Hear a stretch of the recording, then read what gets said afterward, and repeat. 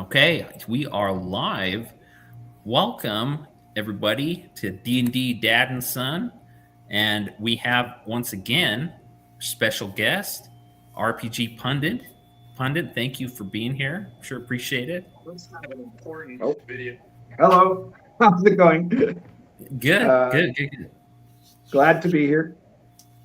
Awesome. So, appreciate the praise, by the way. I'm not sure if you saw our short. Appreciate the praise, by the way. What? Feedback.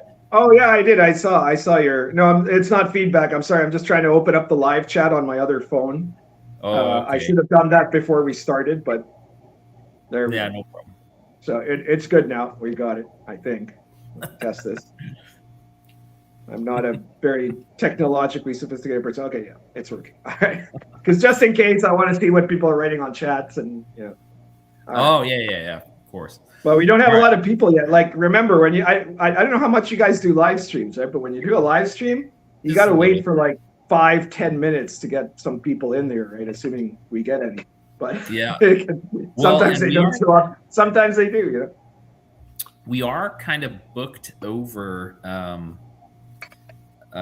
Greg Gillespie's live play session tonight. I didn't realize it. So a lot of like that's directly competing with like our kind of audience. So yeah, because you're Dragon Slayer fans and everything. Yeah, that's right. You know what? There should be some app. There should be some app for the OSR people to have like a calendar app where they can lay claim to specific time sections of the day of the week or whatever, right? So that everybody knows. Oh, and so look, 8:00. Well, I want to do a live stream at 8:00. Oh, look, the Black Lodge Games is doing a live stream about why they suck ass. Oh, okay, well that's not a problem. We can do that. Oh, but wait, Diversity and Dragons is doing a live stream at the same time, and he's going to reveal something and. You know that everyone's going to go see him instead of me, right? So forget it. I'll change the time, Yeah, I would never try and run anything on a Wednesday for two reasons. Number one is I would never want to directly try to compete with Diversity and Dragons, I would prefer watching their show anyway because I just like it's great. I love that show. And secondly, I have like at the exact same time, 7:00 Eastern time, I have like youth activities for church that I have to chaperone. So so it's like it's pretty inconvenient because it's like right at the exact time when my like favorite show of the week is on, kind of thing. So, but anyway.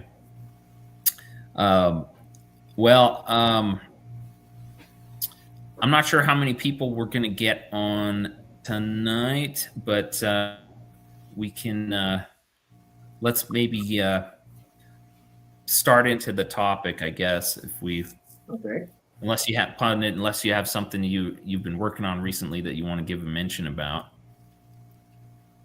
Well, actually for like up until this week, I had taken, I guess it was 2 weeks off because I had just finished writing my manuscript for Sons of Heaven, which is going to be my science fiction RPG.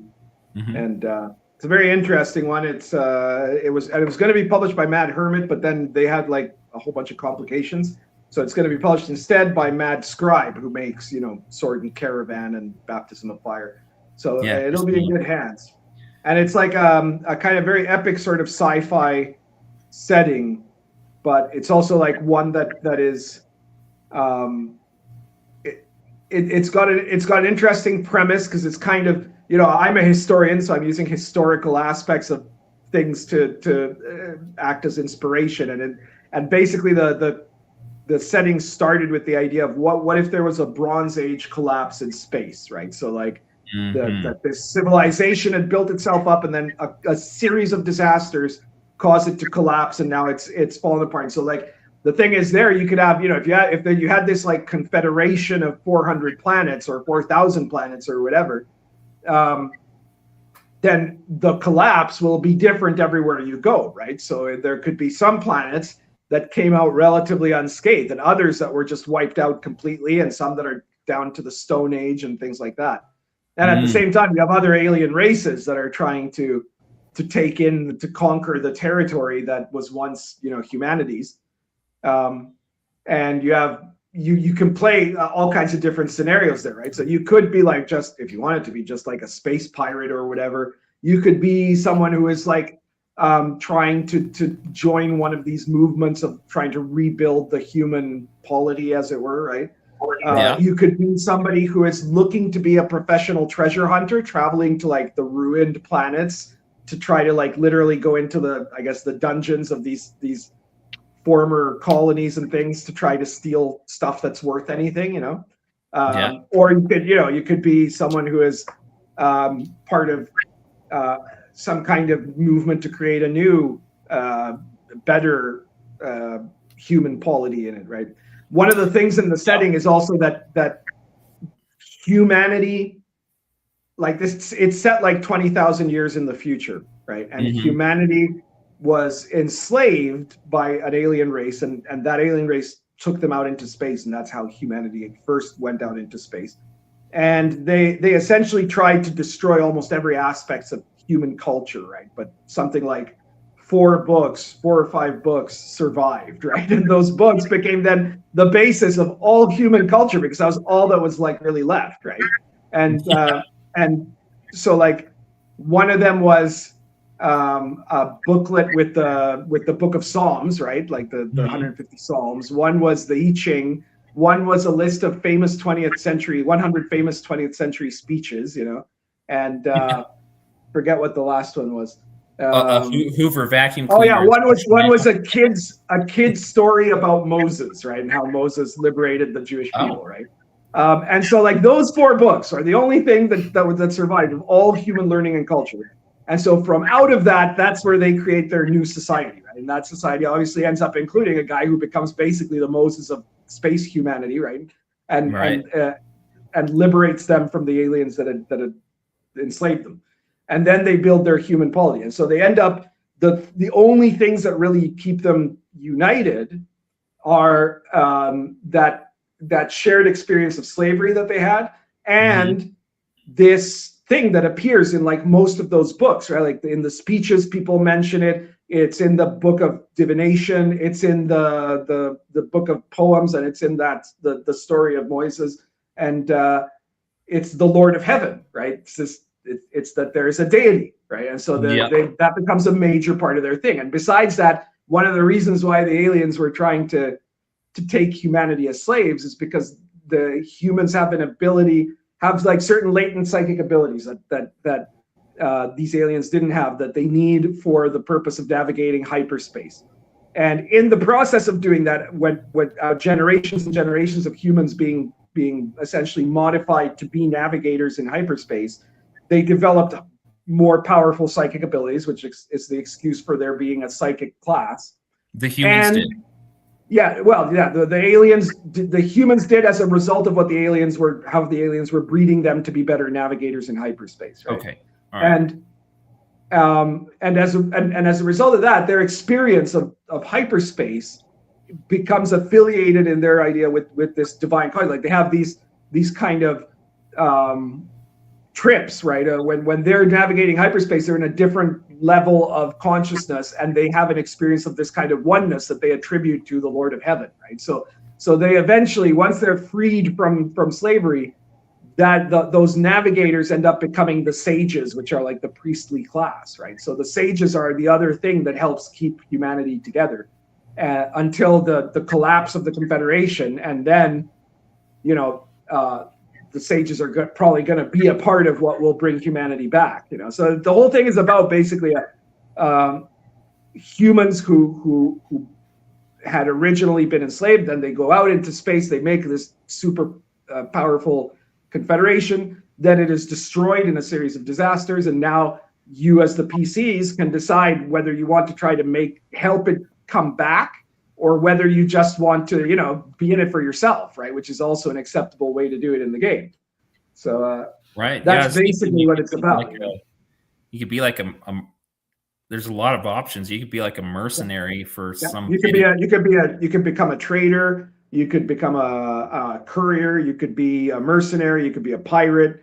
You could be a treasure hunter, which would be like a total default sort of, there's basically two defaults. One is treasure hunting, right? So you go down onto the planet. There's a whole set of mechanics about designing ruins, right? Ruined high-tech complexes in the game. And that's like your dungeon exploration, right? And so you're looking for valuable stuff in these ruined areas, right? Or you could be like a space ranger. You know what I mean? Like that's kind of the other side of it. The other default one would be that you are that you're part of a movement that's trying to restore humanity, right? And you're not in it for yourself. You're in it for the bigger picture, right? And keep the aliens away, kind of thing. Mm-hmm. Yeah, you could base them on Texas Rangers or something like that. Somewhat. Yeah, no, that's cool. Yeah, we lived in Texas. So it's an interesting, so it's got, I guess it's got a little bit of like kind of a Dune aesthetic to it, sort of, but not exactly. But it's got like, it's the far future and high tech, but it's essentially actually meant to be like, I don't know, like the like I said, like the Bronze Age collapse and maybe like the Book of Judges or something like that, like it's got this almost biblical quality to it. So I got a lot of questions about this. So first of all, is it connected with Star Frontiers? Is it Star Frontiers? That's your space. No, my Star Frontiers is the classic one by TSR. Oh, mine is Star Adventurer. Star Adventurer, yes. Sorry about that. Yeah. So that's okay. Is it connected at all with Star Adventurer, or is it totally separate? Because I know Star Adventurer has no setting, right? And this that's right. Star Adventurer heavy. Star Adventure is a tiny set of rules, a tiny rule book that costs like $9.99. I got it here somewhere, but I can't. It's so small I can't find it. It's like 35 pages, right? But it's a complete RPG. It's a complete science fiction OSR RPG, and that was published by Presses Intermedia. Sons of Heaven is a complete RPG and setting, and so the setting is this setting of Sons of Heaven, and the system is similar in many ways to Star Adventure, with the difference that Star Adventure is completely generic, right? So it has, it's just open, whereas the rules in Sons of Heaven are specifically catered to the setting, right? So that you have the rules on space navigation, the rules on equipment, trading rules, all these things.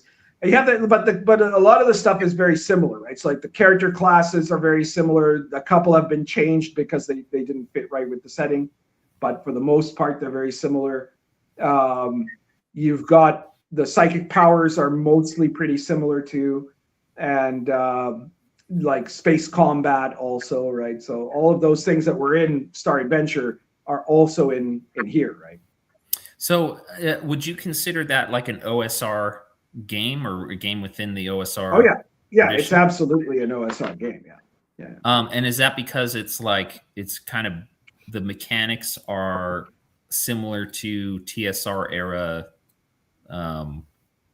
role play in some way? An OSR game, to be an OSR game, a game has to be based on old school D&D fundamental rules, So that means that you have to have like the 6 ability scores, you have to have armor class, you have to have rolls to hit, you have to have saving throws. Now, some of the way that those appear can vary, but you can't go like too innovative. You can't suddenly start saying, well, no, instead we're going to use like D8 dice pools or something like that, right? Then it's not OSR, right? Yeah. But it has to be, the main thing is that the book, to be OSR, it means that if I grabbed one of my RPGs and then I grabbed some RPG that was made by Kevin Crawford, those two have to be roughly compatible with each other, right? Like they have to be, for the most part, automatically plug and play capable. Maybe in some things like the magic system, you might have to do a little bit of tweaking or something. But as a rule, it should become very easy for you to take any 2 OSR books, or any 10 OSR books made by 10 different people, and they should all be stuff that you could use in the exact same campaign without having to make major conversions, right? So that's the definition of an OSR. Yeah, definitely. I completely agree with that. Kids, does that sound cool? Yeah. We should play it. Yeah. I think okay, cool. Yeah, it's fun. it sounds cool to me. If I played it, I would probably want to be a robot, and I'd want to be racist. Well, there are rules for creating robots in the game, so it could happen. But you know what? One of the things in the setting, though, is that what you don't have is artificial intelligence, because apparently, like, every time artificial intelligence is spawned, it ends up eventually becoming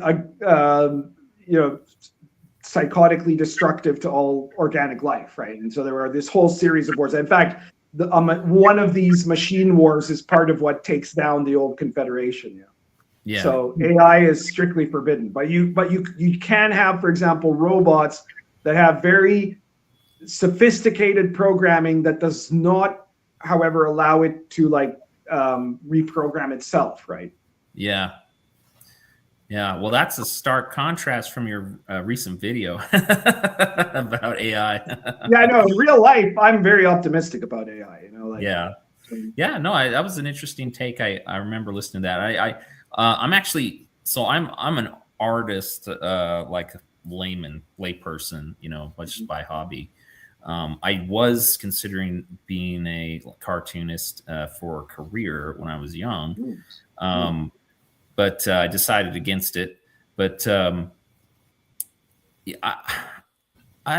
don't know if I would have been, I might have been sweating buckets had I become an artist, and going through this AI revolution.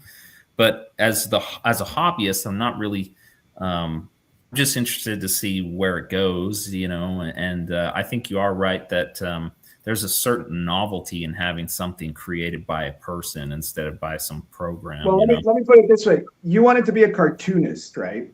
So by that, do you mean like drawing like funny papers, like Peanuts or stuff like that? Something along the lines of Charles Schultz or Dilbert or whatever, something like that. Probably a more like a comic book artist. Right now I've been doing lots of illustrations and things like that. So I'll show you some. So hang on though, this is to get to my point. So imagine like Jack Kirby, right? Yeah. An AI can make art that looks like Jack Kirby, but that's only because Jack Kirby existed already, right? And so if you're trying to make in terms of creative art, it's something that I guess if you're just an artist, then AI could subsequently rip you off. But I'm sure that we're going to end up figuring out some set of rules about that, right? Because it can't just be that way forever, right? There will be some safeguards. But for other stuff, for example, imagine that you were, Chuck Schultz, right? The guy that created Peanuts, right? Charlie Brown, right? Yeah. There's no AI that could do that. It could copy what he did, right? But it can't make, if you tell the AI to make a heartfelt cartoon or comic or whatever that is, about these same themes, right? This kid that's kind of a loser and isn't very secure about himself, and he has his neighbor who's kind of a bitch, and then the neighbor's little brother who's wise beyond his years, et cetera, right? And it could try to do that, but it would screw it all up, right? Because it can't understand the human condition enough to do it, right? Right. So it would never actually be able to create something that will match the heartfulness of Peanuts, for example. To say nothing of other stuff, right? With Peanuts, it's pretty basic when you think about it. But it is, So AI is going to replace mediocrity, right? It's not going to replace the top Genius, top tier of actual talent, right? Yeah. That's why the Tumblr artists are all freaking out about it, right? Because they used to, especially in RPGs, someone got the idea that there has to be art in RPG books, and not just a little, a lot, right? And it's become more and more every year. They always want there to be more art in it, to the point that there are some like really good games that have been created over the years that because they had almost no art in them, they didn't sell and they never became popular, right? And on the other hand, there's Morkborgs that are like basically nothing but art. yeah. And that sells for sure, right? So that's a good point. So the thing is, before AI, what we had, if you were a publisher, is that you would have to look around for people that could do any half good art, right? And most of these are like art fags on. Sorry, I probably shouldn't use derogatory terms in this channel. Art losers on Tumblr, okay? Who are like not actually talented, but they're more talented, than anything I could draw. But they're not actually that good. But they're going to charge you $400 to $700 for a piece of drawing, right? Because they know you have no other choice because you have to do it, right? So those people were making an artificial living way beyond their mediocre level of ability, just because there was such a huge demand, right? Now AI shows up. And instead of these assholes, who, by the way, who not only overcharge but then care nothing about deadlines, right? I had one game of mine that was like delayed by like 8 months just because the artists wouldn't actually do what they were told, they were hired to do, right? Oh my. Then you have AI, right? If you have AI and you have a guy who knows how to use it, he puts in the right prompts, right? Like Chris Miller, right? Chris Miller is amazing at using AI, right? He did Baptism of Fire, and it's like completely badass. And most of it, there's a few pieces of historical art in there, but most of it is AI art that was curated out of that same historical Slavic art, right? So he said, just look at these things and do stuff that is imitative of that, right? And that's the AI art. The AI art is 10 times better than the stupid Tumblr art that you'd have to pay hundreds of dollars for and that wouldn't show up on time, And it's free, so those people are out of a job. Yeah. But I'm not going to be out of a job. And, if someone's a really great artist, they're not going to be out of a job, Yeah. Well, I'm pretty optimistic about it. I'm pretty libertarian minded. And when I think of like innovations that seem to threaten the status quo and the panic that ensues from that, I think about like, the poor wagon maker when the automobile came along. You know what I mean? And we got to resist the automobile because think of the poor wagon maker. You know what I mean? There's an even better historical metaphor to this, which is the candle maker. So that the printing press was originally created in Song Dynasty China around the 10th century, but it doesn't actually get to Europe until the very late 13th century, right? And it doesn't really get used in any way until like 1470 when Gutenberg creates the Gutenberg printing press, right? Right. So there you have the print. And when the Gutenberg printing press comes out in Europe, which is better, by the way, than the Chinese one because it had movable type, right? Yeah. Then all of a sudden, it becomes very easy to make books. And guess what happens? Monasteries throughout Europe all end up having riots and, trying to pass laws banning this. Because until then, what did you have? You had those beautiful illustrated manuscripts that were made by monks in what were called scriptoriums, right? A lot of monasteries had as their main source of income the producing of books, right? Where they would have these monks that would do these beautiful calligraphies. It was like all handmade, right? And it cost a fortune, right? And then as soon as Gutenberg comes out with the printing press, and only a few years later, you have Martin Luther, he does the September Testament, and all of a sudden there's the Bible in German printed for like 1/100th of the price of what an illustrated Bible would have cost, right? So it destroyed their economy completely. Yeah. And they literally, you see that they were like trying to get the Pope to ban the printing press. They were trying to get the kings to ban the printing press. They were threatening to riot, right? Like there's all that they were going crazy because they thought they were going to lose their livelihood, right? But it's irresistible. Yeah, it's irresistible. Like the Luddites try to keep those things back, but the saboteurs, yeah, but it's irresistible, like the march of technology. So I mean, I kind of feel like, why be on the side of the Luddites? Why fight it? Like, it's best to, incorporate it and, try to interpret it in a way that's, going to be beneficial for yourself. The only thing that concerns me a little bit about AI is that, unlike other things, right, like the printing press was revolutionary because it scaled things down, right? You didn't need to have a whole monastery full of monks to make books, right? You just needed one guy and his assistant in a workshop, right, with a printing press and, a lot of gumption. AI is going the other way, right? It's starting with being something that only like the world's biggest corporations can own, right? Like ChatGPT and Grok and things like that, right? Like there's no such thing as an indie AI, right? That's actually going to work right now, right? Now maybe that'll change, right? Maybe it'll people will be able to get rebel AIs eventually, Yeah, maybe. But the only thing that really concerns me is that idea that eventually, like, the AI and all of the things that they can do are going to be under the control of these very few, very large corporations. Yeah, and we've all seen Terminator, so there's that. I try not to be worried too much about that, but that like they did these experiments with AI already that were like. They had these AI models and they were testing them out, right? And then they would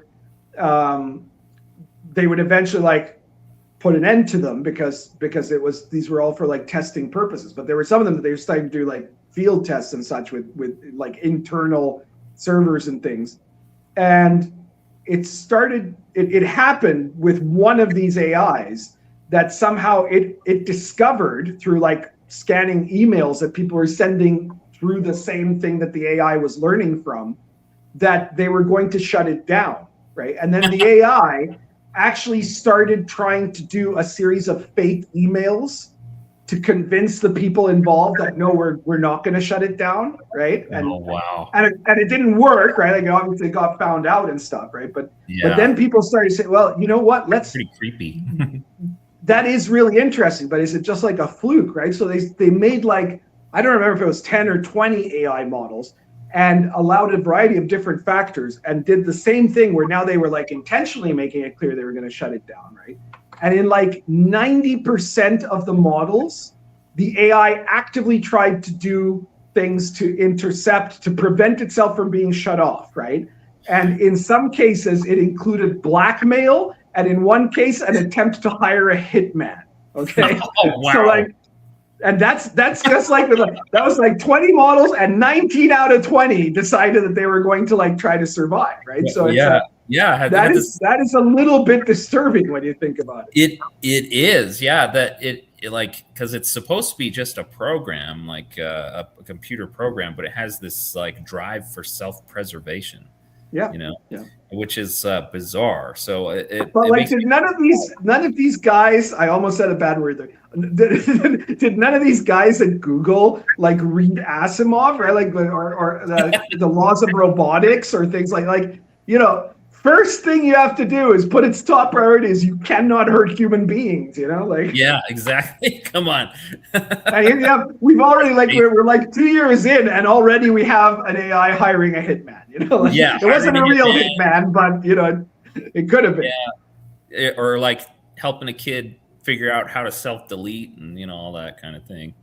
Yeah, all of that sort of stuff could happen, right? Well, that's another thing. Is like a lot of these models are set up to like the ones that are meant to interact with regular people are often set up to be flattering to the human, right? And that could be, unfortunately, end up working in a pretty negative way, right? It's like if someone is like, well, I'm an anorexic and I'm looking for advice about what I should do and how to be. And it'll go, oh well, you should be really proud of your anorexia, says the yeah, right? Look at all the weight and you've you're lost. doing such a good job, and we support you, because that's how it was programmed to do it, Yes. So it's very tricky. Like the trickiest thing is you have to create a moral framework for an artificial intelligence. Right. Yeah. Which is interesting. Yeah. Well, one more thing before we move on to the topic at hand, because you were talking about Sons of Heaven and the Bronze Age collapse or in space. Do you have any working theories on who the Sea Peoples were? Oh, that's a very good question.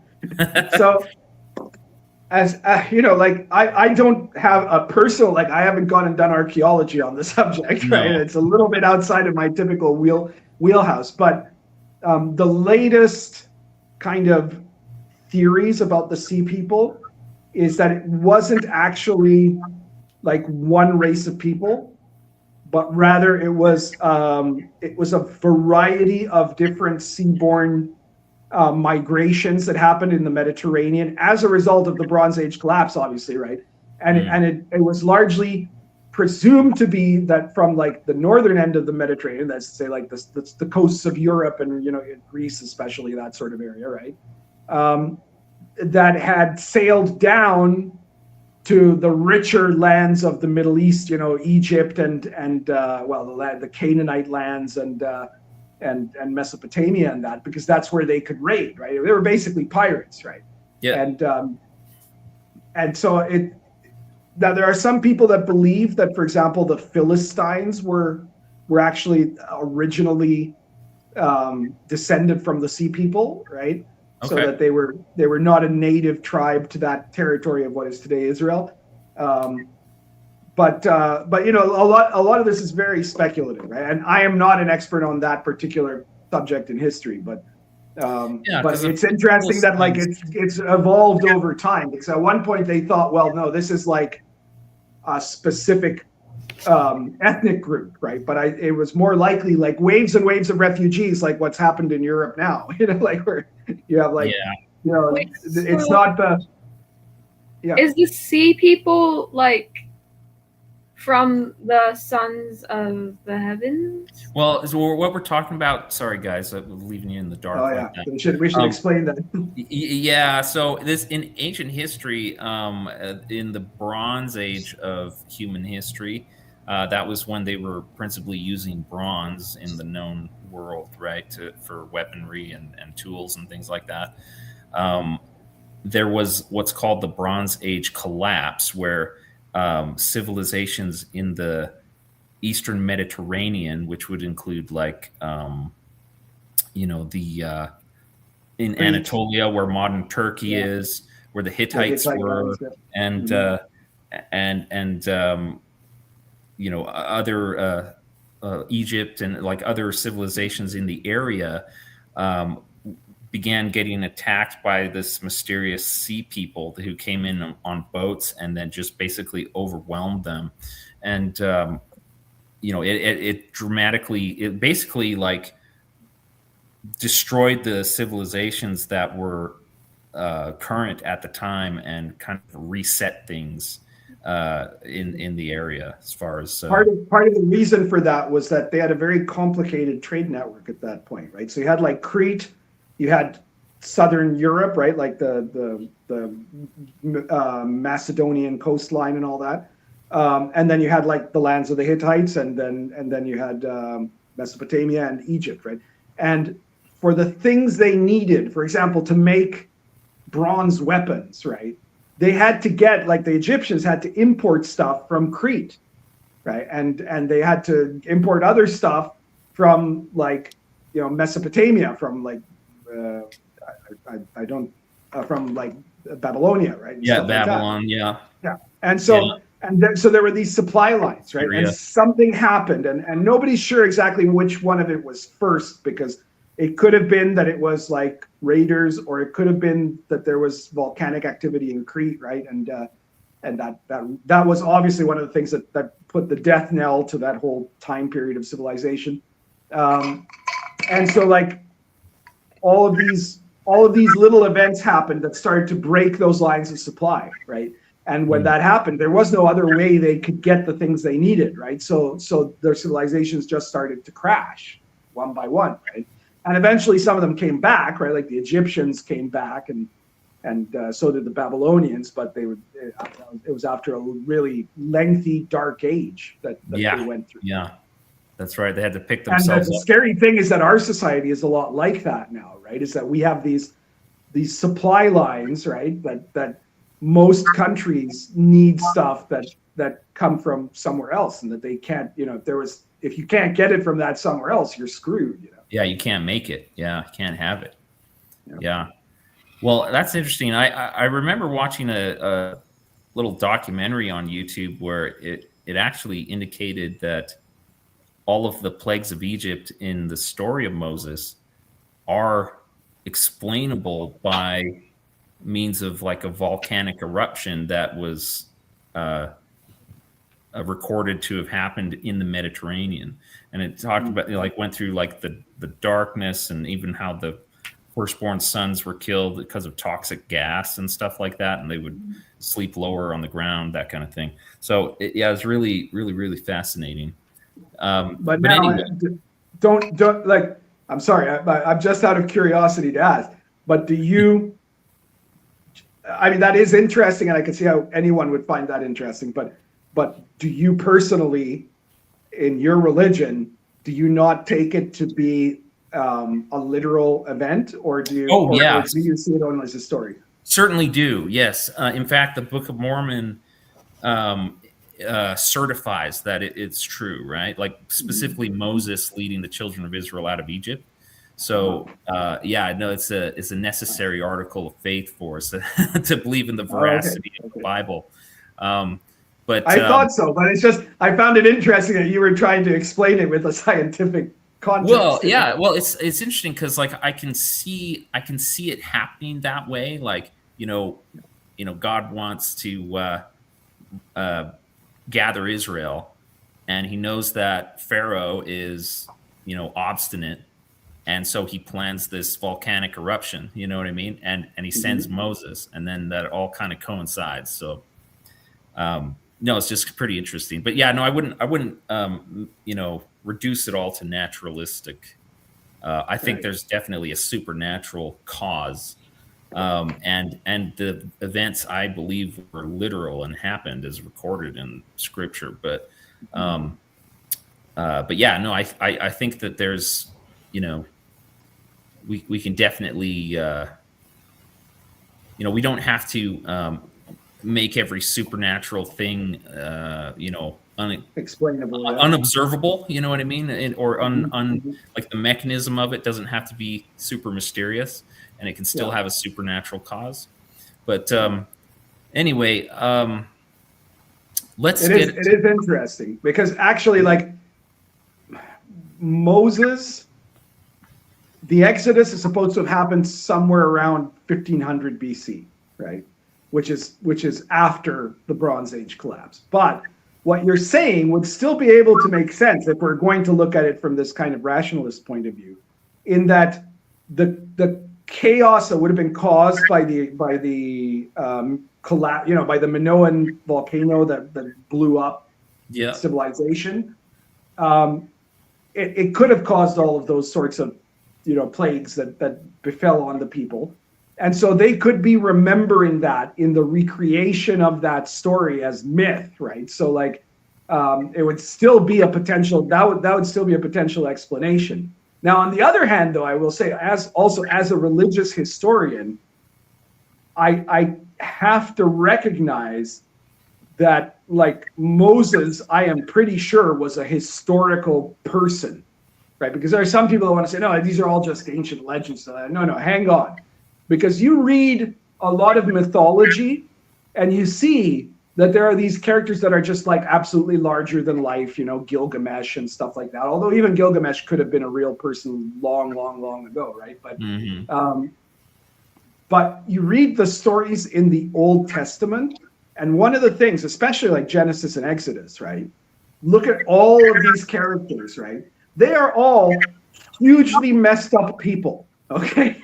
And that is the proof, right? Because if this was like somebody thousands of years later, some Hebrew thousands of years later, who wrote down these stories to idealize the ancient history of the Jewish people, he would have made them into superheroes, right? But instead, what do you see, right? Like every single one of these people are screw ups, right? Abram tries to pretend that his wife is his sister twice, right? So that he doesn't get killed, and he's willing to let someone else potentially sleep with her, right? And like all of this sort of stuff, right? Like Isaac is a mess, and Jacob is he's basically a coward until he becomes Israel, right? Like all of these guys, even Joseph, right, who is the most kind of like, he's often presented as like kind of a proto-messianic figure, right? Like that he's so virtuous, right?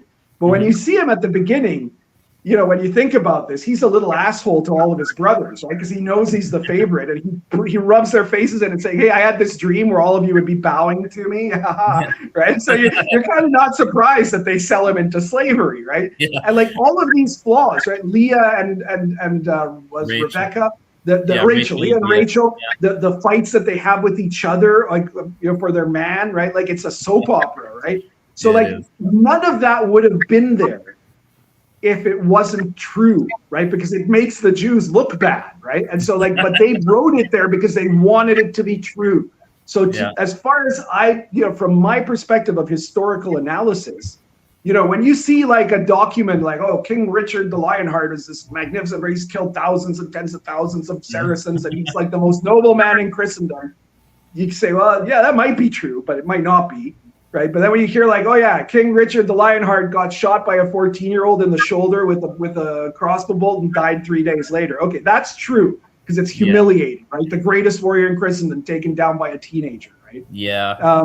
So like if you see bad stuff in the history, you know that it's real, right? So like that tells me that the stories that are throughout the Old Testament are mostly, at least that these people actually existed, are mostly real, right? We talk about the miracles later, but the people, they were real people, and a lot of people who aren't religious, at least, want to imagine that it's not, right? That it's just fairy tales, but it's not. These were real people, and you can tell in the book.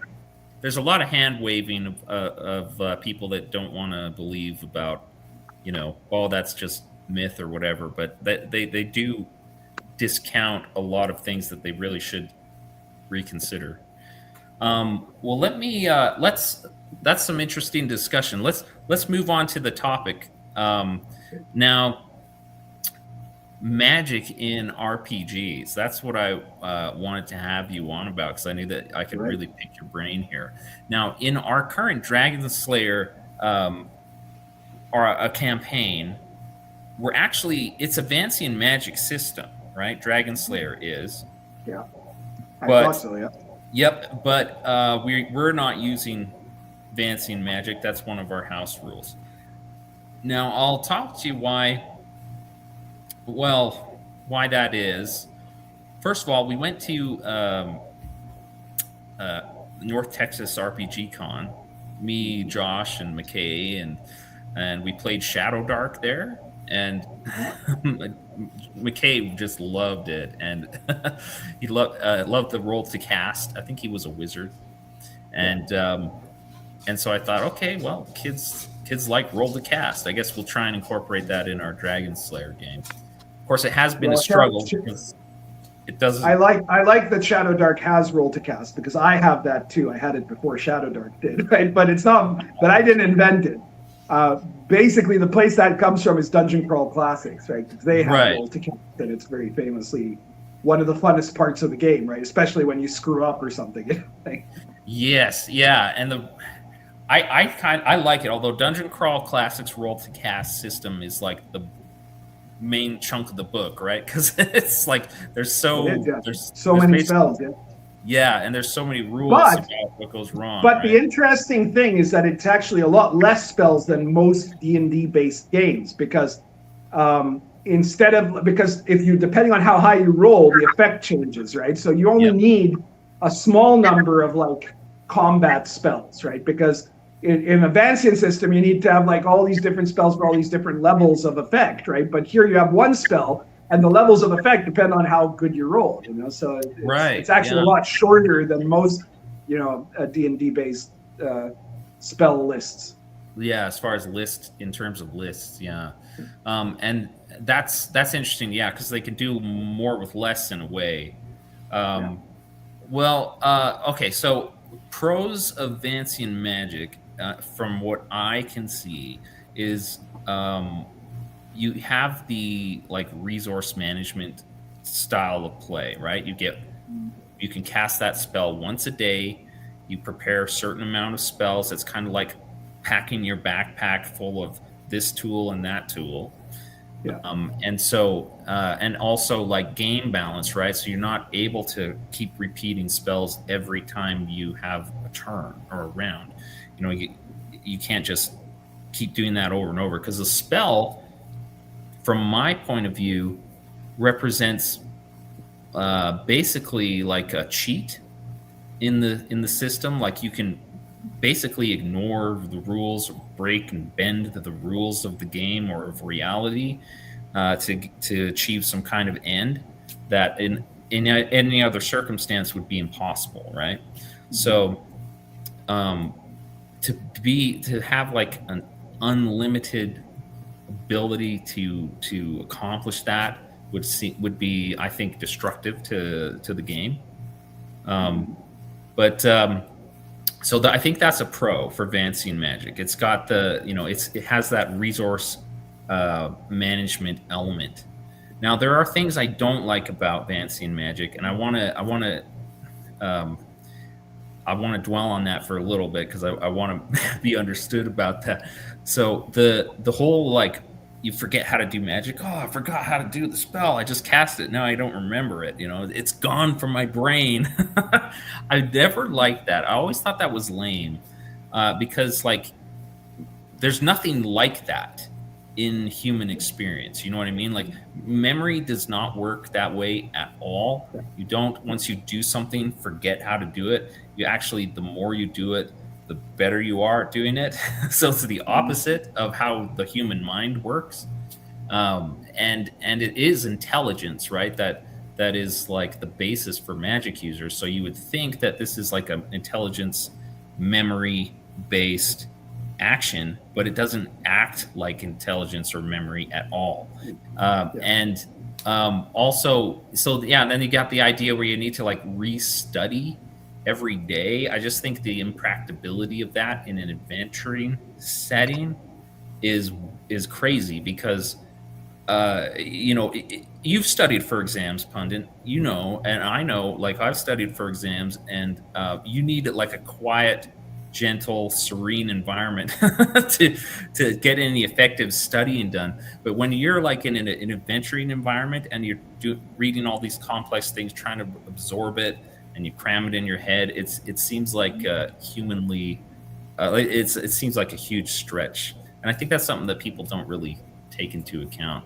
And also another thing about it is, if magic is so complex, and it's supposed to be, right, just so complicated that only people of like genius level intellect can really be competent in it, why is it that it's like automatically guaranteed to go off without a hitch? Like they never flub it.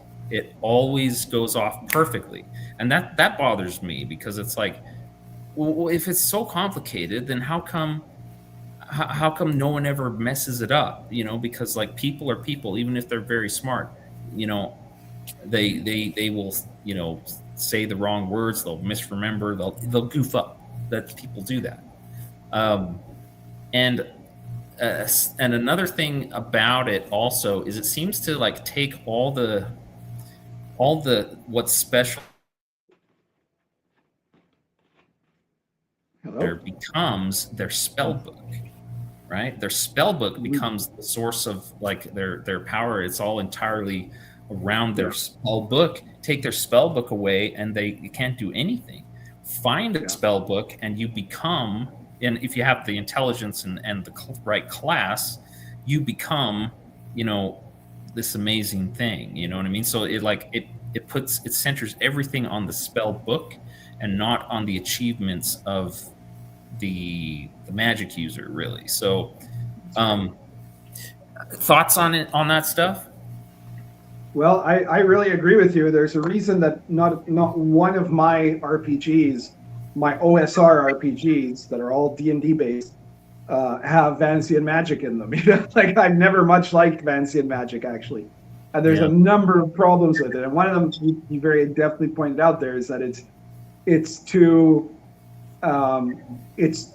too technical, right? Like it's like you said, you memorize it and then you're going to cast it. It'll go off without a hitch, right? Mm-hmm.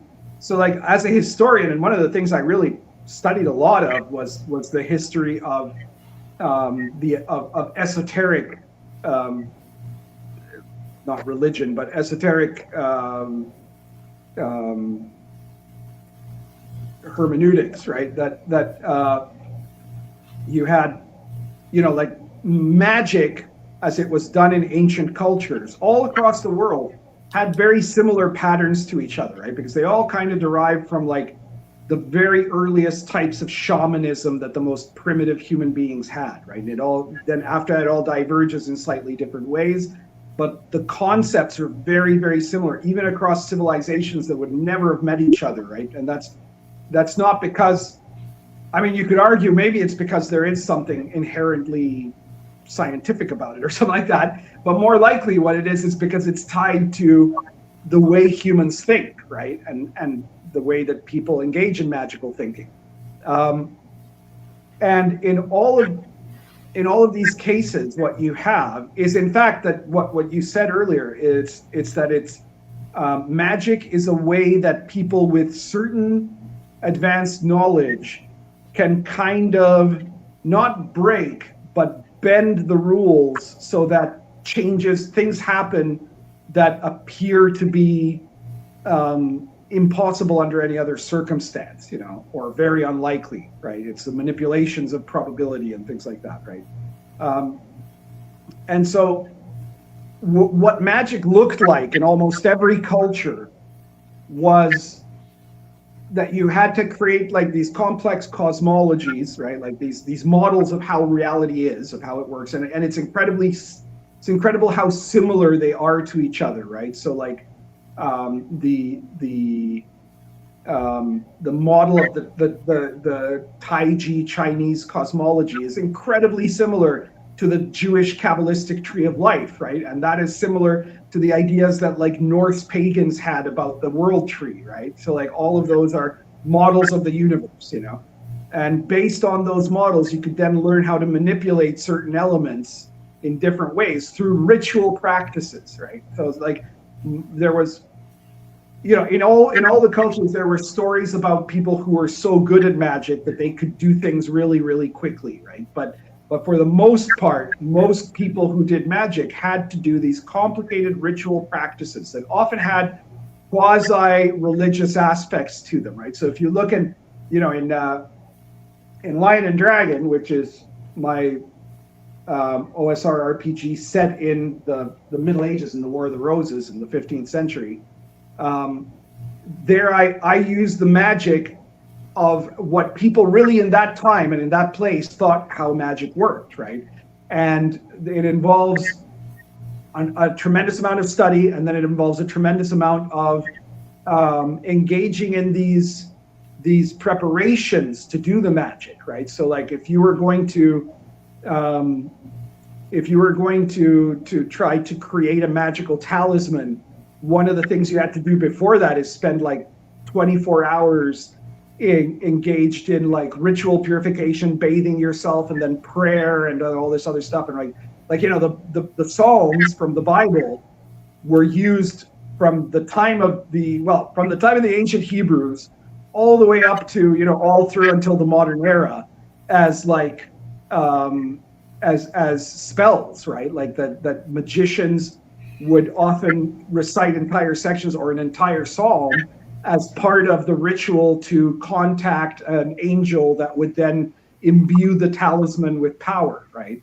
And so it certainly has like a kind of a set of rules to it, but it also requires a kind of mental focus on the part of the magician, right? And so magic is unreliable to a certain degree, right? The more you train in it, the better you get at it, but you you have to have a certain mental focus, and if you break that focus and when you're doing the ritual or you don't do it quite right, it won't work, right? So for me, it's like absolutely supposed to be that magic rituals that are done by like wizards, right, so to call them, should have a chance of failure, right? So that's why all of my games have a roll to cast for the wizards, right?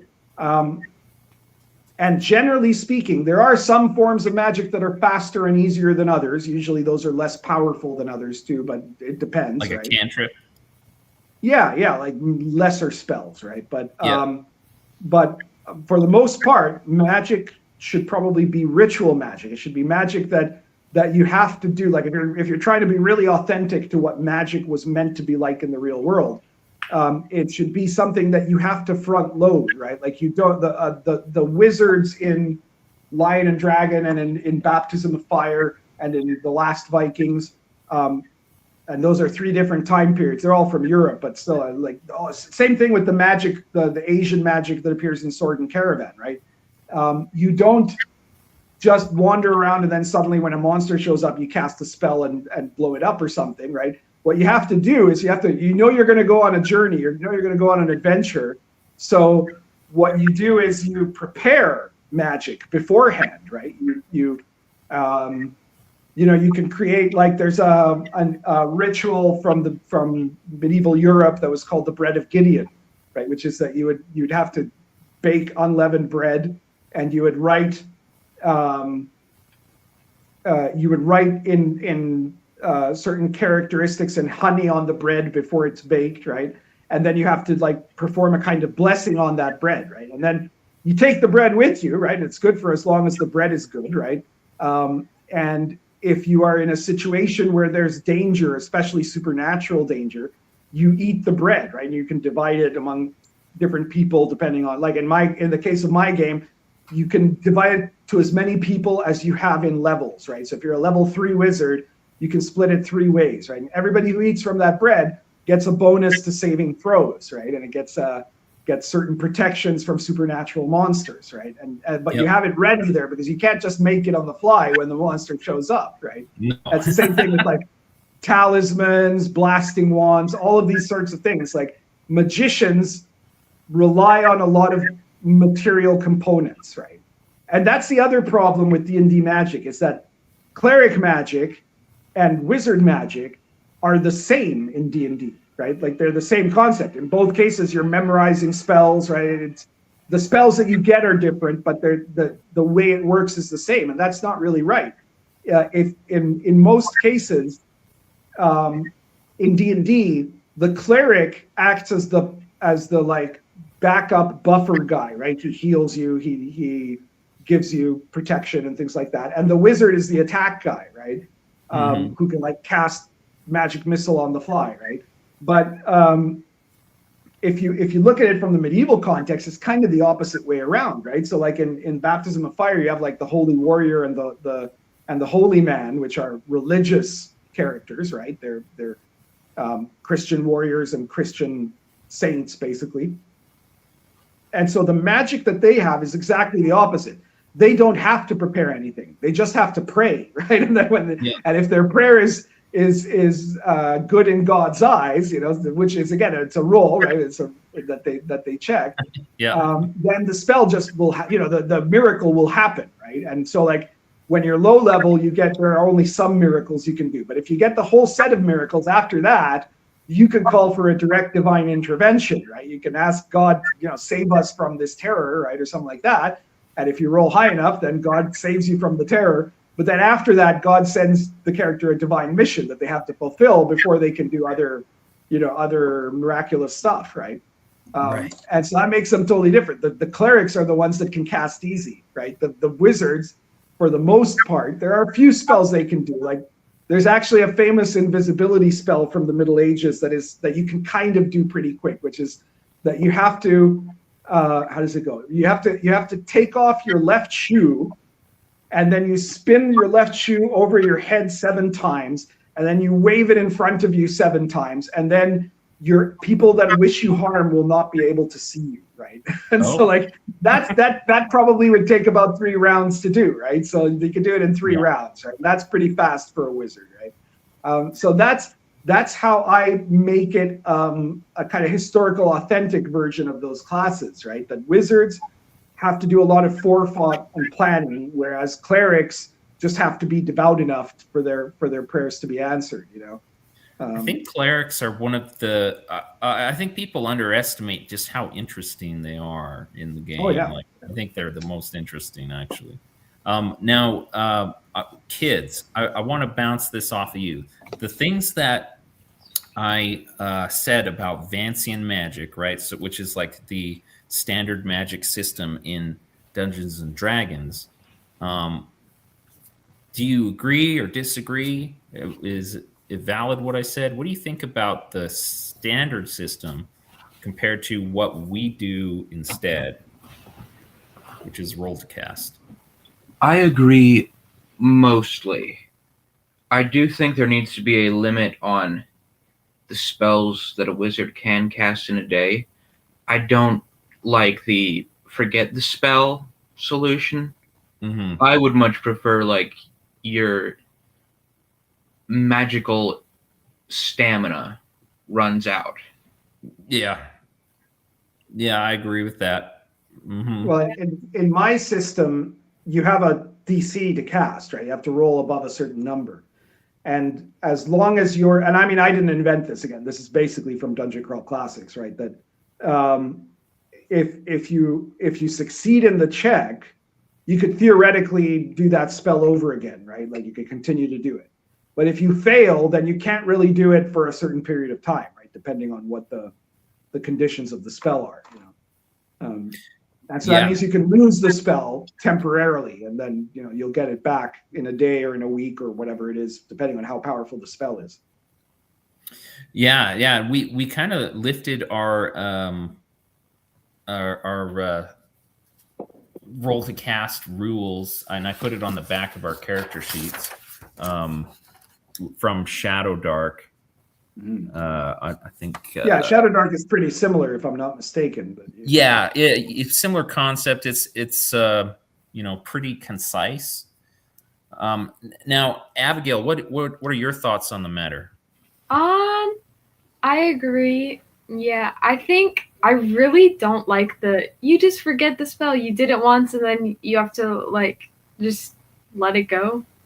Let it go. Oh my gosh, Elsa. Let it go. Can you imagine being the wizard? Like, that would be the worst thing, because it's like, okay, I did the spell once. Oh, I forgot it. Oh man, that was really hard to learn. Now I got to learn it again tomorrow. It's like I'm spending hours just studying. Can you imagine just like studying constantly every day? That's horrific. And the only reason that's what ended up in Dungeons and Dragons is because there was this guy, Jack Vance, who wrote some science fantasy novels, right? The Tales of the Dying Earth. And Gary Gygax was like, that was his favorite author, right? So he used that magic system, right? But it's a magic system that isn't like, it's in no way reflective of anything, in like normal history or mythology, right? Like even when you look at mythological stories or folk tales, right? That's not how magic works anywhere. Like it's something he came up with. It's not how memory works either. That's now like I say, there are merits to it. You know what I mean? Like the idea that like there's at least a mechanism that limits the spell casting. I think that needs to be in there, and that is found in roll to cast or in spell points, which I wanted to ask you about. Both of those offer different mechanisms for limiting the spell casting, but just takes different avenues to doing that, because you don't want to be able to. And I do like the fact that it's like in Vancian magic that, hey, treat this like a resource, right? Use this as like a tool in your toolbox. Well, the thing I dislike about that is that it turns wizardry into like chartered accounting or something, right? Like you're setting up a budget or something, like, because because that's not how magic works, right? Like magic should not be reliable, right? It should be semi-reliable only, right? So like there should be times where you're hoping that the spell will work and then it doesn't, like that is because that's something that any real world magician lived through, right? Like in ancient China, you had these particular types of magicians that were rainmakers, right? That they were, making rain was like super important magic back in the day, right? Because otherwise everybody would, starve because the drought, would kill all the crops. And they had this rule in like the Shang dynasty of China. So the rainmaker wizards were like, I think they were called Wus, and they were like these. They were mostly women who did this, and they would use like these jade wands and make appeals to the heavens and things like that, right? And so if they failed once to make rain, they would be given another chance, right? And if they failed the second time, then after that you had to do a human sacrifice for the rain, because it was clear that the gods were not going to grant you rain without some kind of a cost, right? So they would usually choose someone who was ill or crippled and sacrifice them, right? And if after that though, if the rain witch failed that time again, then the next time she got sacrificed, right? So like this was serious stuff, right? And it makes you wonder who would want to be in that kind of a career. You got to be pretty confident in yourself that you're going to make rain, right? Because gosh, otherwise you're going to have a short career. Yeah, that's right. Your butt's on the line. Oh, well, yeah, no, that's an interesting that you bring that up again about the unreliability of magic.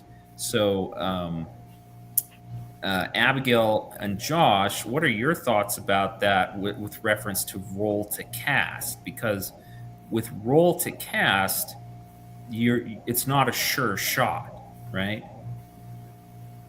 Yeah, I think I really love roll to cast, how it's like also unsure, because I agree that magic shouldn't be just of a surety thing.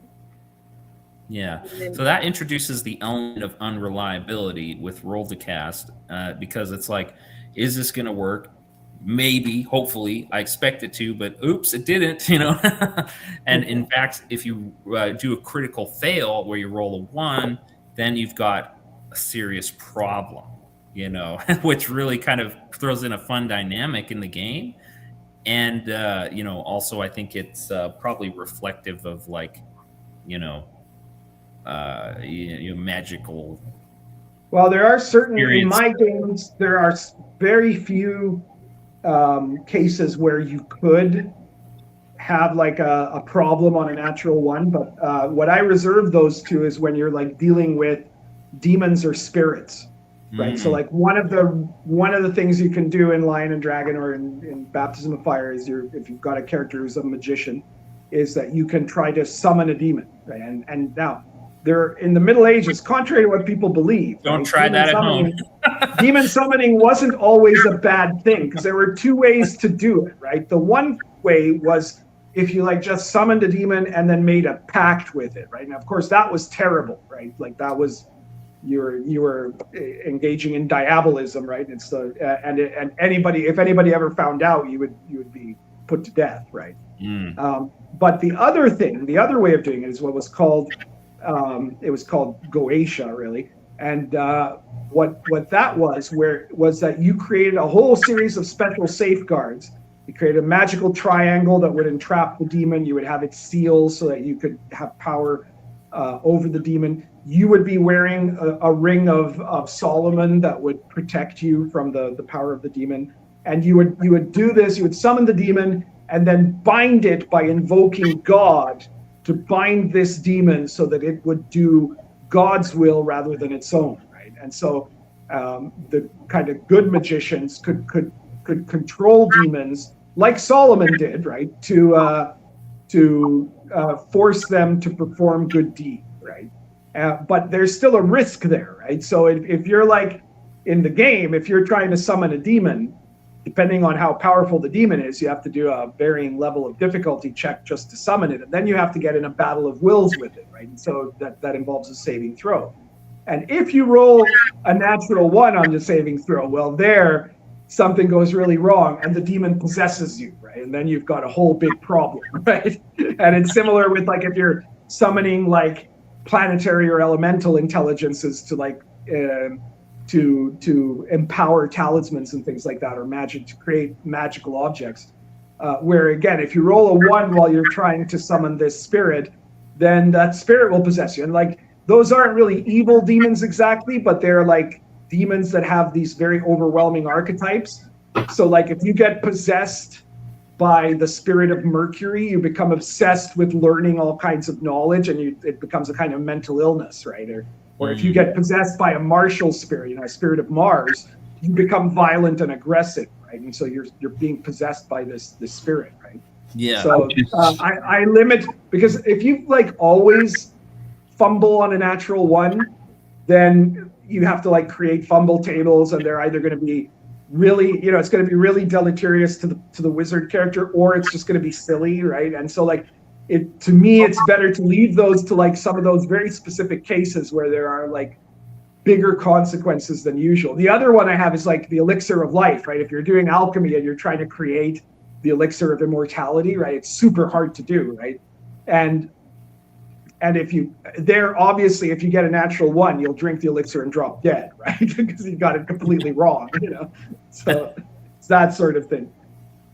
Sonny, did you have something you want to say, bud? Yeah. A way that I always thought about magic was like, think of magic as like electrons, or like a part of the world that is like essential and invisible and everywhere. A universal state of matter that is interactable but not really visible to the naked eye. Mm-hmm. And that everyone has their own store of the magic energy, but by being able to train and perfect their sort of manipulation of that magic energy, they can use their own storage to control the effects of magic energy around them. Mm-hmm. Yeah, that actually follows a lot of the kind of theoretical models of how magic works, even in like the ancient world. Now, it sounds, the way you put it is a kind of very modernist interpretation of it, right? But like, for example, you had in Western magic, for like during the Middle Ages and things like that, you had this concept of this cosmology, of these invisible powers and forces, right?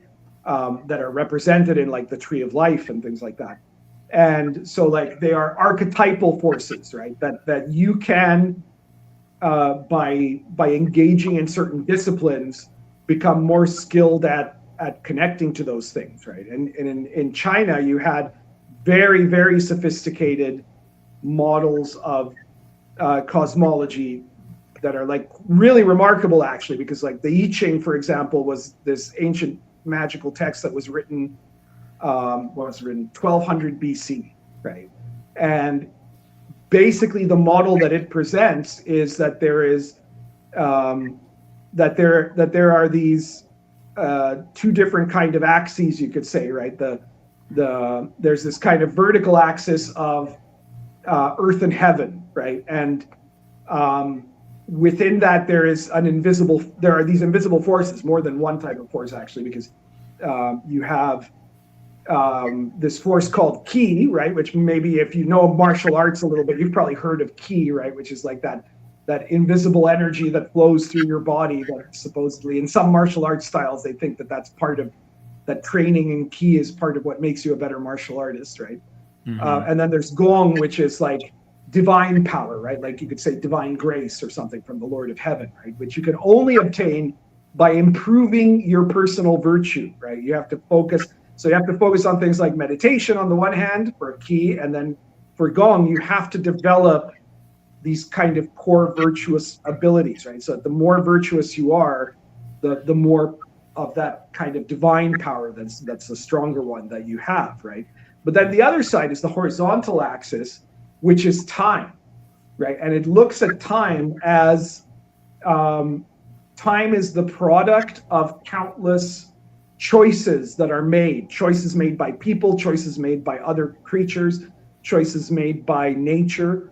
And to be able to effectively use magic, you have to be able to get an awareness of the flow of that model of time, right? Which is in many ways remarkably similar to what we have in like quantum physics today, right? Because it talks about this thing called incipiencies. It says like, everything that happened in the past has been a series of choices that lead to this moment in the present. And in this moment in the present, there are the seeds, the incipiencies of choices that you are about to make, right? And so there are some things that are impossible that cannot happen right now, right? And those things you cannot ever do. But then there are other things that could be possible, but will over time, one of these 2 or 3 or a million options will disappear, and there will only be one thing that actually does happen, right? So you can, if you become sufficiently conscious within yourself, be able to determine what kind of choice you must make to get the result, to get yourself closer to the result that you want, right? And that becomes a very important part of being able to do, well, a lot of things like, life decisions and what have you, but also to do magic effectively, right? Because you cannot, well, technically you can try to do magic that does not follow that flow, but then what happens is you create like this little bubble of fake reality that is only powered by your own will, by your own key. And eventually, the further and further it gets from real reality, the tougher it becomes to maintain. So eventually that bubble is going to burst and things are going to go horribly wrong for you, right? So the real way to do effective magic is to be able to go with the flow of where time is leading things to, and move things very slightly to make short-term things that don't make a big change, but that will cause a very big change in the long term. And that's all part of that Chinese philosophical question of how they view time, right? That like, there's this famous story of Zhou Enlai, who was like the deputy prime minister under Mao Zedong in communist China, right? He had gone to Paris for like some kind of diplomatic thing, and some of the reporters there asked him, well, what do you think about the French Revolution, right? And he said, oh, it's too soon to tell, right? Like the French Revolution happened in 1792, right? But from his point of view, we still don't know how that's going to turn out, right? And that's the most Chinese thing you could possibly say, right? Because they don't think about like how things are going to turn out in terms of like next year. They think about like, well, what's going to happen in 200 years, Interesting. So like what you're saying there is actually pretty in tandem with like metaphysical concepts of how magic can work, right? Magic is not actually defying nature. It's about kind of like being able to tweak nature in a certain direction, to harness it. Yeah. And sometimes you can do things that can only work for the short term, and you have to drop them before they go out of control, right? And other things that are like going along with, let's say, the will of heaven, right? That they're progressing in a path that follows nature. You can keep extending it over time by carefully cultivating it. Something that you said just several minutes ago made me think about something that I read. So you talked about how people, they'll summon a demon and then they get possessed by the demon of Mercury, and it gives them specific vices that ruin them. That's actually, the idea of like demons being like individuals with, their own kind of interests and vices, kind of transitions pretty well into Christianity. I feel. I once read. Well, remember that for all the Middle Ages, magic was basically Christian, right? After the last pagans were taken out, right, from like the 12th century until the 19th century, the magicians that existed in medieval Europe were all fundamentally Christians. There were, maybe in some peasant villages, you had like the old wise woman who would do some medicine of some kind that was like of pagan origin, but she wouldn't have thought of herself as a pagan. She would have thought of herself as a Christian.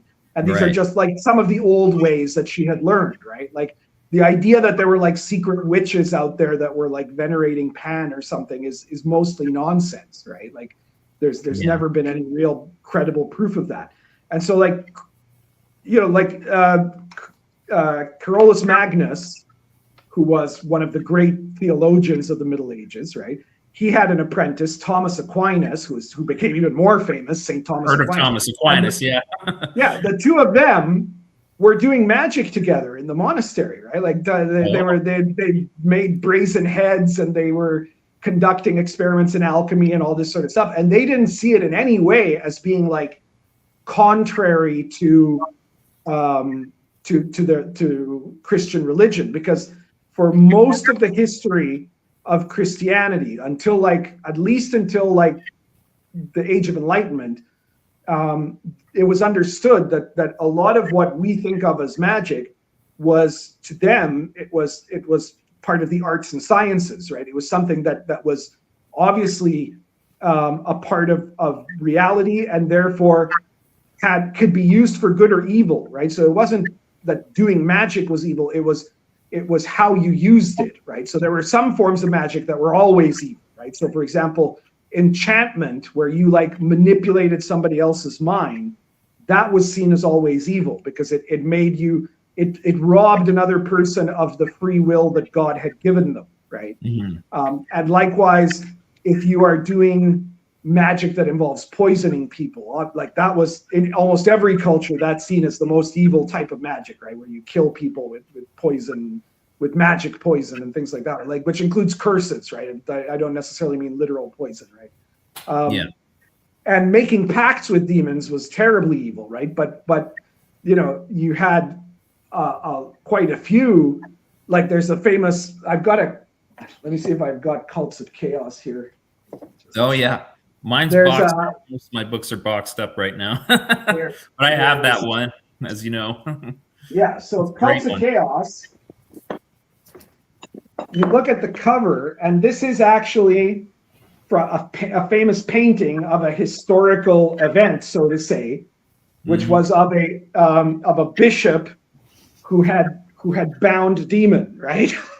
He had stopped this demon in the name of God, and now the demon was his bitch now, right? Like that was a bishop, right? Bishops did that. Pope Sylvester II, who was one of the popes that was alive in the time of baptism of fire, is the pope.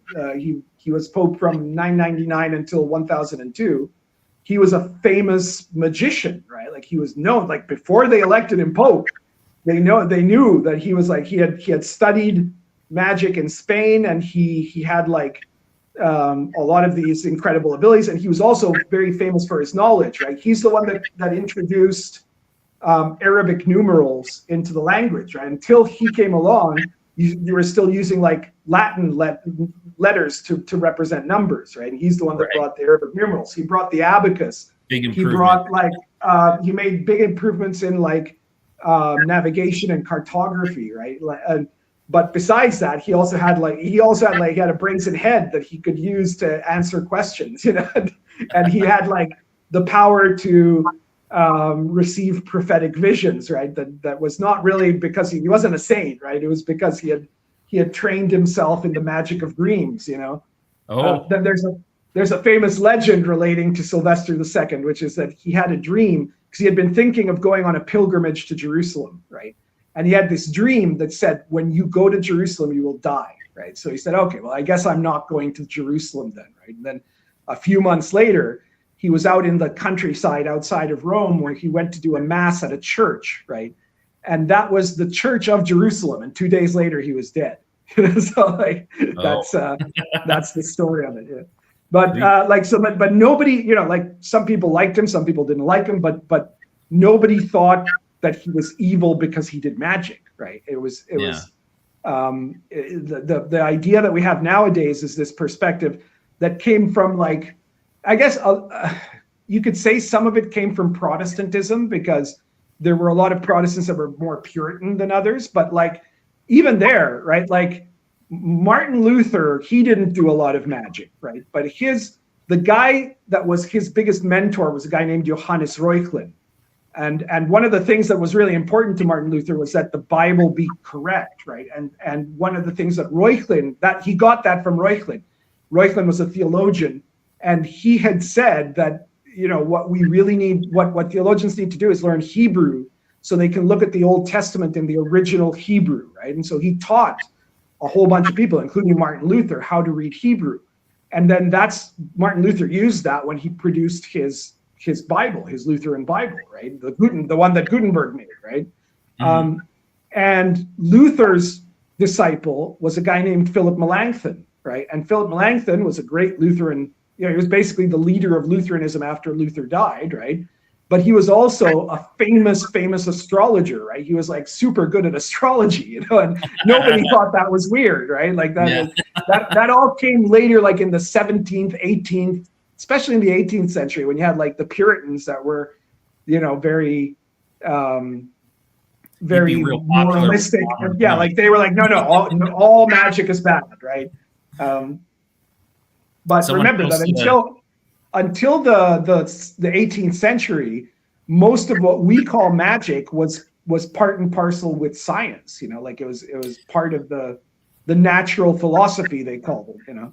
Yeah, well, that's interesting because, like, I feel like in fantasy gaming, the magic user kind of is like the medieval scientist. You know what I mean? Yeah, I think, yeah, absolutely. And that comes out in because like their skills are based around their intelligence, right? They're always doing experimenting and study. And I brought this up with Greg Gillespie too, with his Highfell Mega Dungeon, which is basically a magic university that's floating in the sky. Mm-hmm. And you know, I was telling him that, you know, that does make sense to me, because I feel like the magic users were like the scientists of medieval setting. They literally were. Like if you look at the early Middle Ages, where were all the wizards? They were all in monasteries, because that was the only place you could go where you would have the time to be able to do magic, right? So like their monasteries were full of guys doing magic, right? And then from like around the 13th century onwards, that started to shift into like the first universities, right? Like the Sorbonne and Oxford, right? That's where all the wizards were now, because the universities were even better place to learn how to do magic, right? And they would teach. Like there were people in Oxford and Cambridge that would teach magic alongside, you know, theology and laws, right? And things like that, you know, like those are all seen as part of the arts and sciences, you know? Now, switching gears a little bit, because we talked about roll to cast quite a bit as the, you know, the benefits of that mechanism. Mm-hmm. Spell points seems to get a really bad rap as far as like game mechanics wise. What are your thoughts on spell points? I don't like them very much. I think they're kind of boring, right? Again, I think it's too easy, right? Like it makes it, again, it's like accountancy, right? Like it means that the wizard is just like, it has kind of, like Gary Gygax famously hated the idea of using spell points in D&D, right? And he did have a good argument for that, even though like I'm not a huge fan of Vancian magic.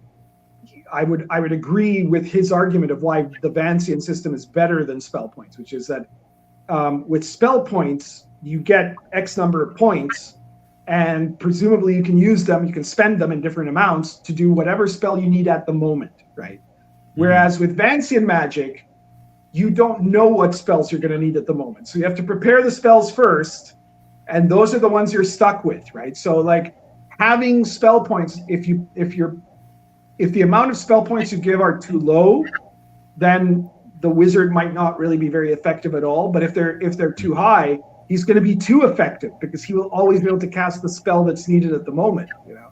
Right. Yeah. Yeah, So like there'll be times, everybody's going to memorize, I don't know, sleep or magic missile, right? But there's going to be that moment where you need the knock spell and shit, you didn't memorize it, So like now you're screwed, right? Like that, and that prevents the wizard from becoming too overwhelming, right? Because it's always been a problem in D&D, is that especially at higher levels, wizards become like super powerful compared to other classes. And if you have spell points, that moment comes earlier because suddenly the wizard's got enough spell points to spare, and he can start picking and choosing what spells he does at the moment. That's a double whammy. What do you think about spells that scale with your level? Well, I think that can be done. It's all right, and obviously there have always been those spells, right? That you have like, fireball is a D6 per level or whatever, usually with a cap, depending on which version of D&D you're playing. And like that's okay, right? I think so. So I think you can use it, but you have, when you're from the point of view of designing the rules, you have to be very careful to look at the question of balance, right? Because the more variety that a spell, the more variations that a spell has, the more likely that you might do something that gets mechanically out of hand, right? Which is already a problem in every edition of D&D. That there are certain spells that are way more valuable than others, and spells of the same type that one is more valuable than the other, like that. That if you have, like, I don't know, maybe let's say magic missile is usually going to be better, especially at higher levels, than acid arrow, So, right. Why would you take that one, right? And that's why it's very silly to me that in like some editions of D&D, you have like 500 spells, but most people will pick this from the same 50 spells, like the other 450 hardly ever get picked, Yeah, that's the case. Yeah, for sure. Yeah, it seems to me like if someone was wanting to design a game, one way they could do the magic system is they could just make all the spells available from the beginning, but make them progressively more powerful as you go up in level. You know what I mean? I don't know if that would be a great idea, because like, would a first level magician really know all the spells? Probably not, but you know what I mean? Like maybe they could accrue more as they get, up in level. But I think the scaling thing, it's certainly, it's a very interesting way to handle it, I think, because it's like, the spells don't become useless as you go up in level and you're fighting like bigger threats and stuff like that. It's still useful, and that would reduce the number of spells overall, which is good actually. So there is an advantage to that, Yeah. Okay, so I feel like, so with roll to cast, as far as like what we did, because like we kept the same list of spells in our campaign, but the Vancian spells are a lot more powerful than like I guess like a Shadow Dart spell that you can just continually cast until you roll bad. So we had struggled for a while, maybe still are struggling about limiting the amount of times we can cast to like, because what we were doing, like we were going into like rooms, and then Josh would just cast sleep, and then everyone would sleep, and then they'd go in. I would cast sleep. Yeah, Josh would make me cast sleep. Yeah, and then they'd coup de grace, and then they'd move on to the next room, and same thing, and it just kept going like that. And so I thought, like, this is going to destroy the fun, So we've got to put some limits on there to bring back some of that resource management feel a little bit. So I think what we are doing now, you guys, is like we've got you can cast it 3 times, but on the 3rd time you have to like take a full rest. You have to take a full rest of 8 hours before you could cast it again. So I think that makes some sense. Yeah. Yeah. So there's a couple of ways you can handle that. One is you can reduce the effectiveness level of the spell, or have tiers of effectiveness, right? Like, so for example, in Dungeon Crawl Classic, the sleep spell like in DCC, a first level spell, you need to get 13 or higher for it to work at all, right? So if you get higher than 13 on the, like, it's a D20 plus your intelligence, right? Okay. Plus your level, sorry, both of those, right? So if you get like a 13 to 15, like you make one monster fall asleep, right? And then if you like get higher, there you have a chance of making like more than one fall asleep, right? And so like and then all the way up to like if you get a natural 20, you could like make everybody around you fall asleep, like almost impossible saving throw. That's the other thing. For example, the D&D sleep spell, I don't think that it gives a saving throw. So I don't know if the system you're using allows a saving throw against the sleep spell. But so like in a situation where you're going to potentially be able to cast sleep multiple times, one way to handle that would be to have it so that every time you succeed at the sleep spell, the people that are targeted, they each get a saving throw. So only some of them will fall asleep. Yeah, and that's how I did play it. I can't remember offhand in the Dragon Slayer. I think that you can save against sleep, but that's how we played it, regardless. So, and some did not fall asleep, but it was usually the spell was successful enough that it was a crippling effect on the bad guys. So, yeah, yeah. So. I mean, another way I can see it is maybe like using like spell points in conjunction with rolls to cast. I don't know how you feel about that, but like, let's say if you came up with some kind of a system where, okay, like an appropriate number of spell points at each level. I mean, if you wanted to keep it simple and you wanted to make sure that like there was still a limit to how much magic a magic user could do, you could, for example, make a limitation that's based on the intelligence score of the wizard, right? So like if you've got 13 intelligence, you can't cast more than 13 spells in one day, right? That's like the hard limit. And then they can do whatever they want for that time, but then when they run out, they run out. Yeah, that's right. So I think it could work in combination, in a method that like you described there. Kids, did you have anything you wanted to say? Another thing that could be done, although it would take a little bit of elbow grease to make yourself, would be like a overcast. When you cast a spell too many times, the spell begins to affect yourself. Sort of a side effect of overexertion. Are you thinking kind of like the corruption effects you get in DCC, Dungeon Crawl Classics, where your guy kind of mutates a little bit? No, more like if you casted sleep too many times, you would grow increasingly more faint until you just are unable to stand up on your own.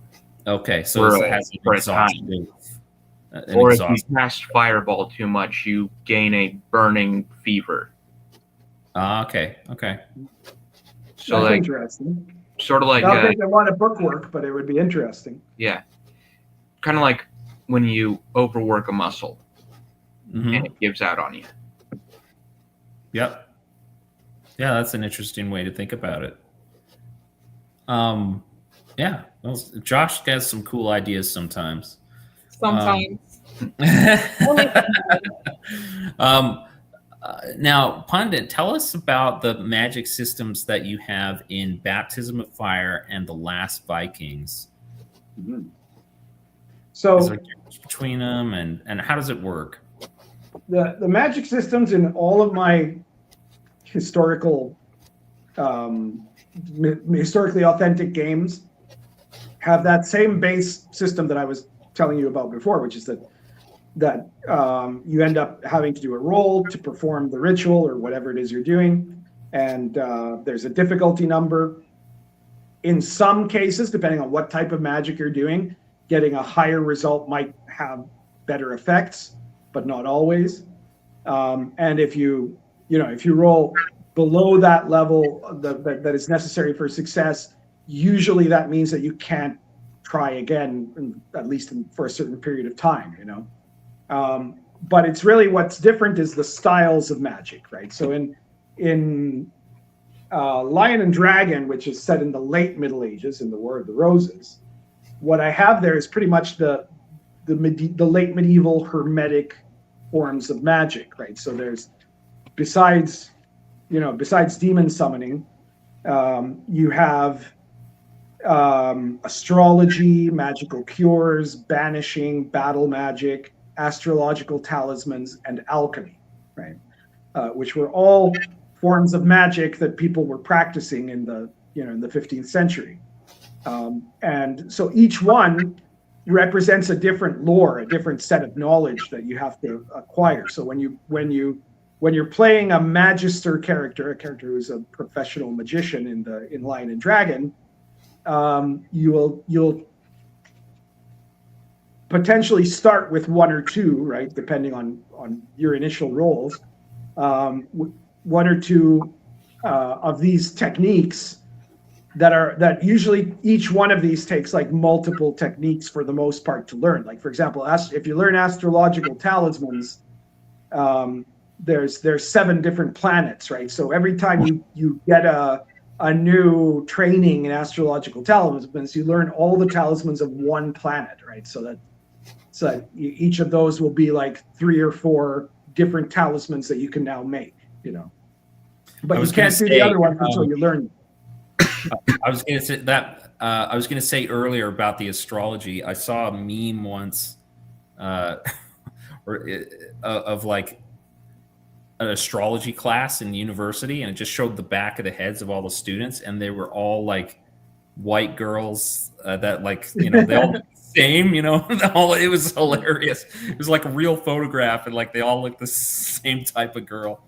Sorry to interrupt. Well, modern astrology is very different from what medieval astrology was like, right? Like in modern astrology, a lot of it is about like, oh, you are, you're a Taurus, so you're stubborn, right? Or you're a Gemini, so you're, intellectual or whatever, right? Like that sort of thing.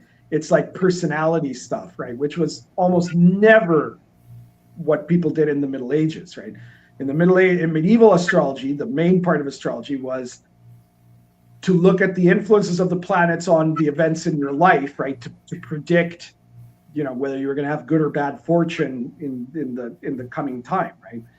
But besides that, astrology was also used potentially to like determine advantageous things you could do to to mitigate bad influences or to build on like the presence of good astrological influences that are happening at the moment. Okay. So as to like, for example, in the medieval authentic companion, the expanded astrology rules there have like an astrologer can try to determine the best date to do a certain thing, right? So, for example, if there's going to be a battle, right? What's the most auspicious date to do this battle? And so if you get the check right, then you can tell the commander, well, you got to do it on this date, and then the troops will have +1 to morale, the commander will have +2 to his military skill and stuff like that, because it's like the stars are aligned correctly for him, right? And there's also like you could make potions of astrology, right? That gave different like benefits to you, right? In particularly in things to do with the intellect or personality, right? Like you could have an astrological potion that would make you more convincing while giving a speech, and stuff like that, So it's very different from astrology today. Yes. So it sounds like so you incorporate that into Baptism of Fire, correct? And there is in Baptism of Fire. Now, Baptism of Fire is set about 450 years before Lion and Dragon, right? It's set in the early Middle Ages. And so there it becomes a bit different because there were no universities. There was much less, the situation was much more primitive. It was still just coming out of the Dark Ages. So there, what I have is, there's a couple of the forms of magic that were in Lion and Dragon are not here. For example, there were alchemists at the time, but there was in the area of the campaign, it was, alchemy is the most expensive thing to do, and it's super rare, and you have to have a whole laboratory and all of this, right? Nobody had that, except maybe, there might be some monks in some monastery who are doing that, but no player character is going to be able to do that. So it's not in there, right? But instead, there are some forms of magic that come closer to like pagan magic, stuff like enchantment or glamour. Viking runes were popular in that area of Europe at the time. So rune magic, spirit magic, folk magic, right? So it's a more primitive type of magic than what you see in Lion and Dragon, right? And also there isn't a wizard character in Baptism of Fire because there was nobody. Because the wizard is a learned man who is skilled in magic, and there really weren't those people there at the time. So instead what you have is there are a few classes that can do some magic, right? There's the witch hunter who's trained in some forms of magic, and there's the Skomrozni, which was the Slavic bard who was trained in some forms of magic, right? So they're the ones that have magical skills. And then it's an NPC class, but you could theoretically play it as a PC if the DM allowed it. There's the pagan wizard, right, who was like the tribal shaman of whatever pagan community, right, who learned pagan magic. Well, okay, so you have a witch hunter class in Baptism of Fire, and he does magic and such. What are the witches like that he would be hunting, and how would they be perceived as evil and worthy of destruction, as opposed to the type of magic that he is accepting of a witch hunter? Right. So the witch hunter is a class that represents these types of slightly learned and somewhat religious Christian characters who are dedicated to enforce, because this is, Baptism of Fire is set at the very beginning of the Polish state when the Piast dynasty converts to Christianity, and the kings of Poland make a decree that all of Poland is going to be Christian, and they start making certain laws to restrict what pagans are not allowed to visibly worship and things like this, right? And of course, even though they're technically in charge, huge parts of Poland are not really under their control and are still under the control of pagan tribes, and a lot of these pagan tribes are not very interested in converting. And from what we see, even in the actual like historical texts, there were a lot of pagans that kind of got along okay, right? They didn't want to be Christians, but they were, they weren't necessarily prejudiced against the Christians, and they could like coexist to certain degrees. But there were other pagans that were very, very aggressive and anti-Christian, and there were multiple pagan revolts that happened where they killed bishops and burned down cathedrals and things like that, right? Nice. And even in the pagan world of the Slavic setting, right? The pagans themselves, there were priesthoods and pagan holy men that were shamans, if you could call them, that were seen as good. But then there were also orders of magicians or magic users or priesthoods that were essentially evil, that they served either evil gods or forces, and they were terrifying even to the pagans, right? So one famous case was that there was this cult of witches, female priestesses of I forget her name. She's the goddess of, well, she was the pagan Slavic goddess of magic and winter, right? And Duizona, I think was her name. And they had this temple on this mountain called Lisagora. Lisagora literally means the witch's mountain, right? And really, they control the whole area of territory out of just fear alone for their powerful evil magic, yeah. And And it's said, according to well, legend, I guess, but history, let's call it, that on the day that Mieszko I was the first Christian Polish king, was baptized, bolts of lightning struck down through the sky and destroyed their temple, right? The witch's temple, to like signify that it's the end of that sort of bullshit, and that now, Poland will be ruled by the one true God, right? Yeah. But that didn't actually stop, the witches didn't stop existing, right? There was in all across Poland, there were these witch cults, not always women, by the way, right? But like witch in the sense of evil sorceress pagan people who would terrorize and rule by force and intimidation the people that were around there, right? And so those are the people that were also the most likely to cause resistance to the Christianization of Poland, right? And the witch hunters really meant, like I call them the witch hunter as a kind of tribute to the Witcher, right? But yeah.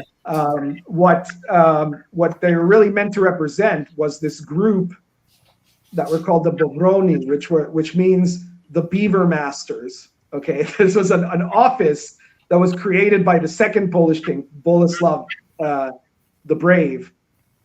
He created a federal office, right, that was called the Beaver Masters, who were meant to enforce the king's laws all across the land.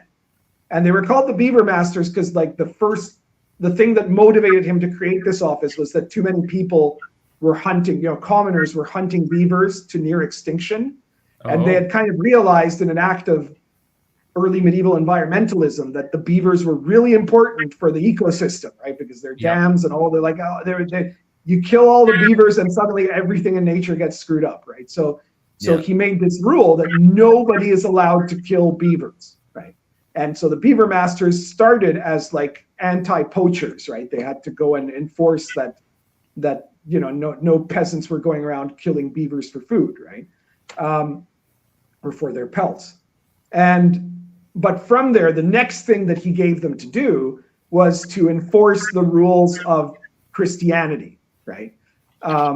And so one of the things that they were mainly tasked with, like Boleslav didn't want to force everyone to become Christian, right?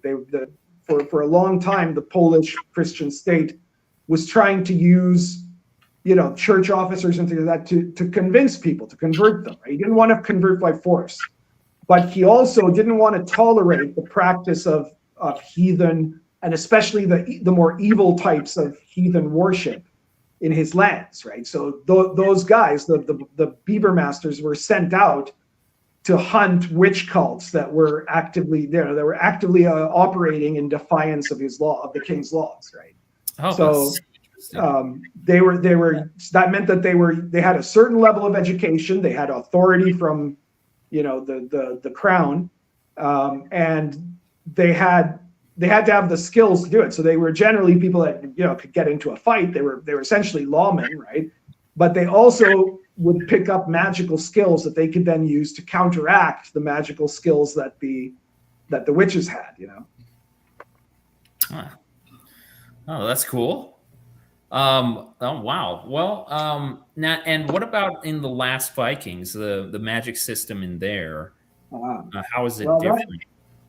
That is different because the Vikings had their own, they had their own system of magic, and this is like the pagan Vikings, right? The Last Vikings is called the Last Vikings because in the game you play, by default, if you're running the campaign, you play what were the Jomsvikings, which was the last group of pagan Vikings left in the entire North and Baltic Sea, right? By the year 1000, the only places that there were still pagan Vikings was in Greenland and in Jomsburg, which was a fortress on an island called Volyn, which is in the coast of Pomerania in Poland, where all the Vikings that refused to convert to Christianity had gone, and where they became basically they became mercenary raiders that would serve as a brutally powerful fighting force for like about 100 years. They were soldiers of fortune that would usually being hired by some Scandinavian king or prince or something to go, like, for example, they invaded England several times with a variety of different guys, right? Like, and like actually at one time they were hired by the English to try to stop, I think it was King Canute, right? And then they didn't succeed, and then Canute hired them because they were so good, right? And so the characters in The Last Vikings are pagans, right? They're Norse pagans, and Norse pagan magic was quite a bit different than most of the European Christian magic, so to say, right? So one of the first things you have for magic is the berserker, right? The berserker, we kind of think of them today as being just like these crazy fighters that were like just really violent warriors, but that's actually not true. Berserkers were a religious warrior group that were dedicated, they were devoted to Odin, and they came from a very ancient, clearly quasi-shamanic tradition where a berserker would work themselves up into a state of frenzy, right? But this was like only the lowest level of what they did, because in fact when they became skilled enough, they would learn how to connect to a spirit animal, right? So the spirit animals could be a bear, a boar, or a wolf, right? And they would have to be able to make this connection, they'd have to slay that animal, right?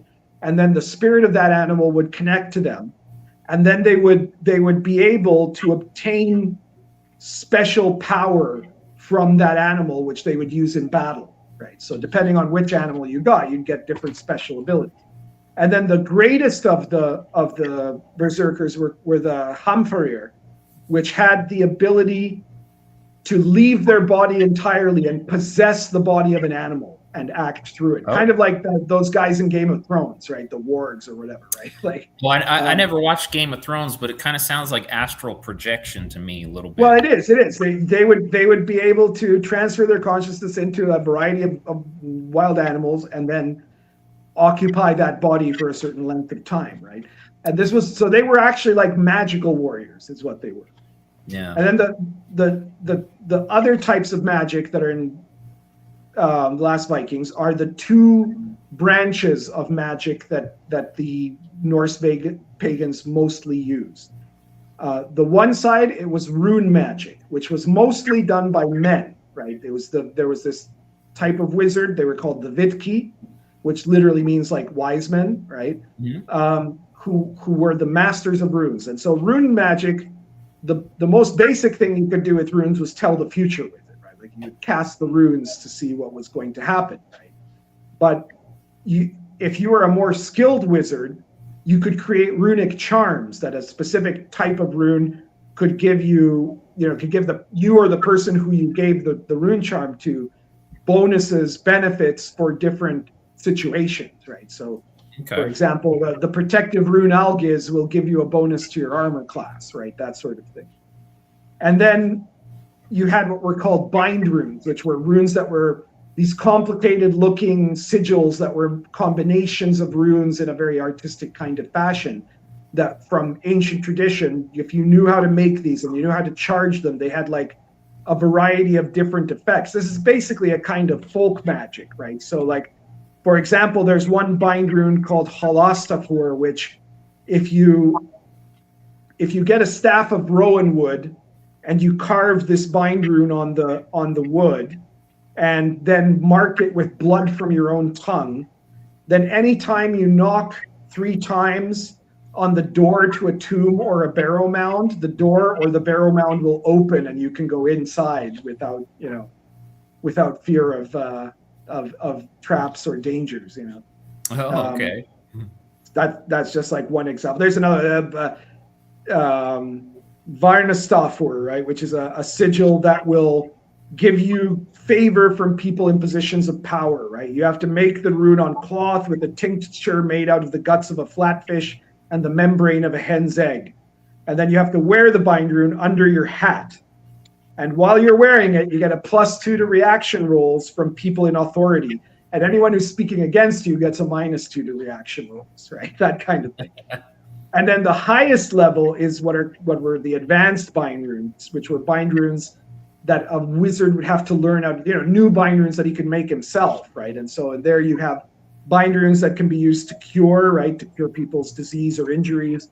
Bind runes that could give you eloquence or the ability to influence other people's minds. Bind runes that would give you the ability to make to give you magical protection for victory, like to give you more powerful strength to your weapon or to protection to your armor. Runes that could also grant good fortune of different kinds. Like there was a bind rune that you could use to help a woman become pregnant, or to bless a ship so that it would be given smooth sailing, those sorts of things. So there's a variety of things you can do, but basically you'll notice that the Vitkeys were basically talismanic wizards, right? Everything they did had to be done ahead of time, right? Which is, like the case of most magicians. The other type of magic was the feminine magic. And there were actually two forms of it. One was called Satyr and the other one was called Galder, right? And one of them is so Satyr magic is a magic where you enter into a kind of state of frenzy. And Galder magic is where you enter into a state of intense concentration, right? And the magicians who used this were called vulvas, and vulvas were usually women, but there were also a small number of men who were typically effeminate and usually with homosexual tendencies, right? That would become they were called Sade men, right? Which was satyr magic, but for men, I guess. It was a typical someone who was typically male would not do Satyr or Galder magic, despite of it being very powerful, because it was supposedly something that would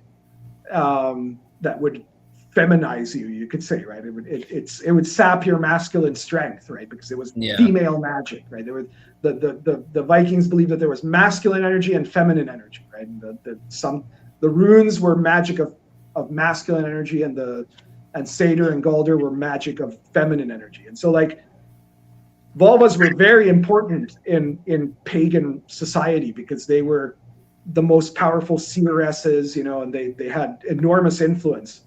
Unfortunate title. Yeah, well, it doesn't mean what you think, right? No. Spelled different with an O, I imagine. Yeah, Volva. It actually means it means seeress, someone who has the power of vision. So Satyr magic is magic that in the lowest level you can use it to get some kind of small vision of the future by entering into this frenzied trance state. At a higher level, you can provide insight for yourself or somebody else of how to act at a certain critical moment, which would then allow a person to have a special bonus in terms of game mechanics at that moment of when they're going to go fight someone or they're going to go travel somewhere or this sort of thing. It'll give them a benefit, a bonus.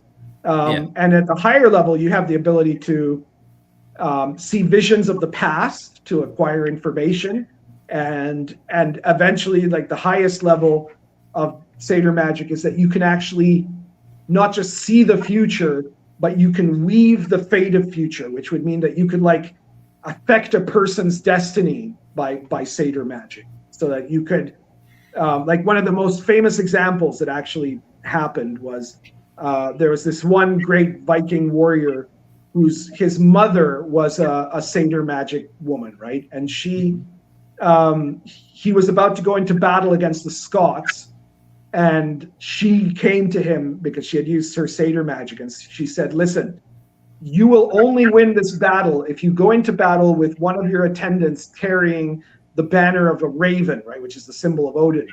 And if you do this, you will triumph.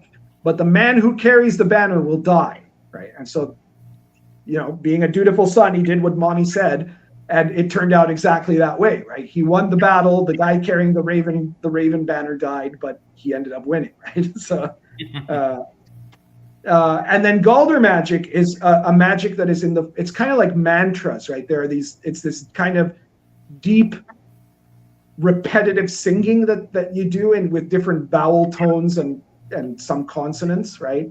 That are each Galder song has a totally different effect, right? And they all do. They do a variety of things, right? So you can have like a Galder that can enchant a wild animal, a Galder that can ruin someone's armor, a Galder that can protect you from arrows, a Galder that can ease childbirth, a Galder that allows you to speak with the dead, a Galder that can make a man fall in love with you, a Galder that can allow you to transform into a dog, a Galder that can there's a Disney show drive a Galder that can drive a man mad. So there's there's 20 different Galder songs that I include in the book, right? But they're all very powerful actually by magical standards, right? Because Satyr and Galder don't have that much variety of what they do, but the things they do them really powerfully compared to other magicians. And Galder magic doesn't require a lot of material components or preparation, right? Some of the Galder songs take a lot of time to do, right? Like some of them can take 20 minutes or an hour or something like that. You have to just keep doing the chant until the end of the hour, right? But there are some forms of Galder magic that can work really quickly also. So that's the Norse pagan magic, and it was very interesting for me to kind of get the research done on that. I knew quite a bit about runic magic, but there's a lot less historical material on the feminine magic, right? So I had to do quite a bit of study to find out what these different techniques that the female wizards had, how those worked. That's very interesting. Yeah, that was a very interesting lesson. That's so cool. So people who like what they heard about that, they can find those in Pundit's products. So we talked about Lion and Dragon, which was his earlier RPG, and that was like War of the Roses type. And we talked about Baptism of Fire, which is early medieval Poland, early Christianized Poland, and then The Last Vikings, which is similar era.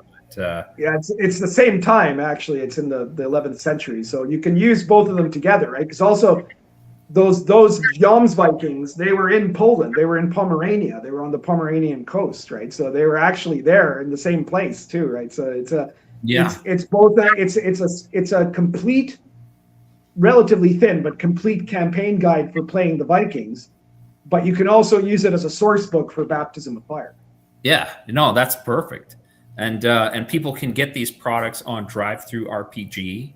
Is there are there alternative methods that they can get the products, or do you have a preference for Drive-Thru RPG? Correct. I do have a preference for Drive-Thru because they give the better. They take less cut, right, than Amazon. But I think all of those books are also on Amazon. But in Amazon, you won't get a bundle of print and PDF. On Drive-Thru, you can get the print and PDF bundle for all of these. So that's the way to go. If you use PDF, that's a good idea, because I think for all of them, the cost is considerably reduced for the PDF, or in some cases, you basically get the PDF for free if you buy the print edition. Yeah, that's the way to go. And then you've got a searchable version of it. Just put it on your phone when you're just killing time. You can check it out on your phone. You don't have to have the book with you. Yeah, exactly. Well, thank you, Pundit, for coming on and kind of illuminating us about magic in history, and also magic in gaming and gaming mechanics around magic. I think this was a really cool discussion. I appreciate your expertise on all that stuff. Well, thank you very much. Thank you. Yeah, thank you once again. Yeah, I had fun. Yeah, great. Yeah, we did too. I did. Yeah. Of course, if someone wants to catch the RPG Pundit, he's got his own YouTube channel. He displays his products on there, and he talks about things going on in the industry and sometimes just in broader society. And, he's got a wealth of knowledge about game design and things like that, as well as history and things like that, and kind of specializes in medieval authentic history or, authentic history RPGs. So, and check me out on Sunday on my channel. I'll be doing another episode of my interview series, the RPG Pundit Encounter, where I'm going to be interviewing the Greyhawk Grognard, who's an old buddy of mine. And that'll be on Sunday night, 8 p.m. Eastern. Okay, so check us out then. Yep, that's going to be a can't miss. That's Greyhawk Grognard's got an awesome channel. He's a great guy. And, it's going to be great to have him on. So looking forward to that. All right. Yeah. All right. Well, awesome. Well, thank you so much. Appreciate it, everybody. Have a good night. Until next time, take care.